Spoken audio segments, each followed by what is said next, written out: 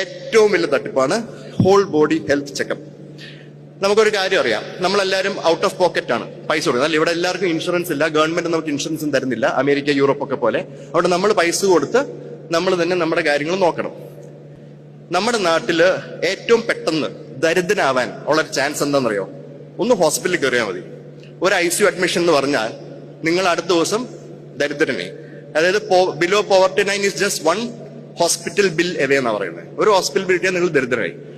അങ്ങനെ ദാരിദ്ര്യം കൂട്ടുന്ന ഒരു സംഭവമാണ് ഈ ഹോൾ ബോഡി ചെക്കപ്പ്, അല്ലെ എക്സിക്യൂട്ടീവ് ചെക്കപ്പ്.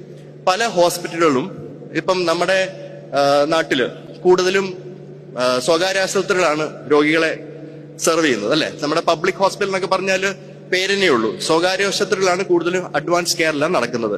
അപ്പൊ അവർക്കൊക്കെ ഭയങ്കര ഇൻവെസ്റ്റ്മെന്റ് ആണ്. ആ ഇൻവെസ്റ്റ്മെന്റ് മുതലാക്കാൻ വേണ്ടി ഇങ്ങനത്തെ കാര്യങ്ങൾ ചെയ്തേ പറ്റൂ. ഇതിന്റെ ഒരു സ്പെഷ്യാലിറ്റി എന്താ അറിയോ? ഇതാണ്, നമ്മളൊരു ഹെൽത്തി ആള് ഒരു എക്സിക്യൂട്ടീവ് ചെക്കപ്പിന് പോകുന്നു, പെട്ടെന്ന് കണ്ടുപിടിക്കുന്നു കരളിൽ ഒരു സിസ്റ്റ്, അല്ലെങ്കിൽ ഒരു ചെറിയ തടിപ്പ്, അല്ലെങ്കിൽ കിഡ്നിയിൽ ഒരു സിസ്റ്റ്.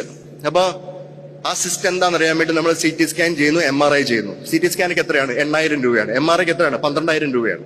ഇതൊക്കെ ചെയ്യുന്നു. ഏറ്റവും ദിവസം പറയുന്നു കുഴപ്പമൊന്നുമില്ല, അതൊരു സാധാരണ സിസ്റ്റ് ആയിരുന്നു.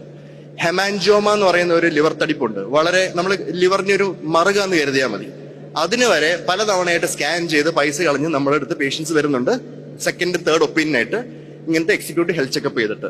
അപ്പൊ എക്സിക്യൂട്ടീവ് ഹെൽത്ത് ചെക്കപ്പിന്റെ വേറൊരു ഉദാഹരണം ഞാൻ പറഞ്ഞുതരാം. പലരും ക്യാൻസർ മാർക്കേഴ്സ്, ഏതോ ഒരു കുഴപ്പമില്ലാത്ത ആളെ പിടിച്ച് വെറുതെ എല്ലാ ടെസ്റ്റും ചെയ്യുമ്പോൾ അതിനകത്ത് ക്യാൻസറിന്റെ ടെസ്റ്റും ചെയ്യും. അതിനകത്തൊരു CA-19-9 എന്ന് പറഞ്ഞ ഒരു ടെസ്റ്റ് ഉണ്ട്. അത് പിത്തനാളികളും ആഗ്നേയഗ്രന്ഥി പാൻക്രിയാസിന്റെ ക്യാൻസറിൽ കൂടുന്ന ഒരു മാർക്കറാണ്. പക്ഷെ അത് വേറൊരു സ്ഥലത്തും കൂടാം. ഏതാണെന്നറിയോ? ഡയബറ്റീസ്, അതായത് കൺട്രോൾ അല്ലാത്ത ഷുഗർ പേഷ്യൻസിൽ ഈ CA-19-9 കൂടാം. അത് എപ്പോഴും ക്യാൻസർ ആവണം നിർബന്ധമില്ല. പക്ഷേ ഇതൊക്കെ പറഞ്ഞ് ഭീതി ഉണ്ടാക്കി പേഷ്യൻസിനെ കൂടുതൽ ടെസ്റ്റ് ചെയ്യുകയാണ് ഈ എക്സിക്യൂട്ടീവ് ഹെൽത്ത് ചെക്കപ്പ്. ഇതിനാണ് പറയുന്നത് ഡിസീസ് മോങ്കറിങ്. അതായത് ഹെൽത്തി ആയിട്ടുള്ള ആൾക്കാരെ രോഗികളാക്കി മാറ്റുന്ന ഒരു സംരംഭമാണ് ഈ ഹോൾ ബോഡി ചെക്കപ്പ് എന്ന് പറയുന്നത്.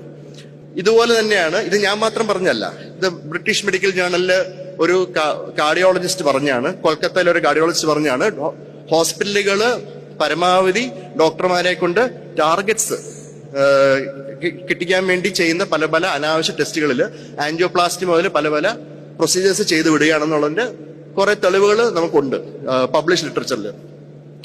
ഈ ഹോൾ ബോഡി ചെക്കപ്പ് ചെയ്ത് ഫൈബ്രോയിഡ് കണ്ടുപിടിക്കുമ്പം അപ്പം തന്നെ യൂട്രസ് എടുത്ത് മാറ്റാൻ പറയുന്നു.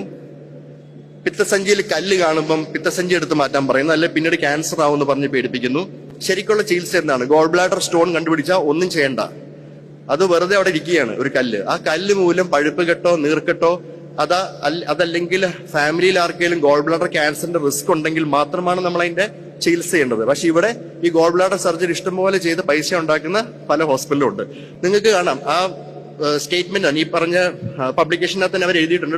സർജന്മാർ തന്നെ പറയുന്നുണ്ട്, ഡോക്ടർമാർക്ക് കൊടുത്ത ശമ്പളത്തിന്റെ പ്രോഫിറ്റ്, അല്ലെ ശമ്പളത്തിന് ഡോക്ടർമാർക്ക് കൊടുക്കുന്ന ശമ്പളം മുതലാക്കാൻ വേണ്ടി അവരെ കൊണ്ട് തന്നെ ടാർഗറ്റ്സിനായിട്ട് ഇതുപോലെ അനാവശ്യ സർജറികൾ ചെയ്യുന്ന പല ഹോസ്പിറ്റൽസും ഉണ്ട്.